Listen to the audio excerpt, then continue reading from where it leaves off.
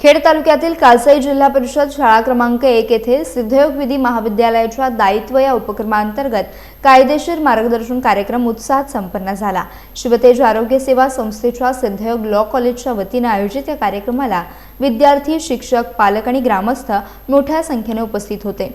सिद्धयोग law कॉलेजच्या प्राचार्य प्रीती बोंद्रे यांच्या मार्गदर्शनाखाली दायित्व उपक्रमाचे प्रमुख ॲडव्होकेट दिलीप चव्हाण यांच्या नेतृत्वाखाली विद्यार्थ्यांनी विविध कायद्यांवर सविस्तर मार्गदर्शन केले। ऋषिकेश शेठ यांनी मोटार वाहन कायदा, स्वाती नामजोशी यांनी कौटुंबिक हिंसाचार कायदा तर सिद्धी चाळके यांनी बाल लैंगिक अत्याचार प्रतिबंध कायद्याची माहिती दिली। तसेच अस्मिता तांबे यांनी सिद्धयोग कॉलेजच्या विविध उपक्रमांची माहिती दिली। कार्यक्रमादरम्यान कालसाई जिल्हा परिषद शाळेतील विद्यार्थिनी तेजस्विनी दीपक कदम हिने जिल्हास्तरीय उंच उडी स्पर्धेत प्रथम क्रमांक मिळवल्याबद्दल तिचा सत्कार करण्यात आला। माजी सैनिक हवालदार सदानंद उतेकर यांनी सिद्धयोग लॉ कॉलेजच्या या उपक्रमाचे कौतुक केले।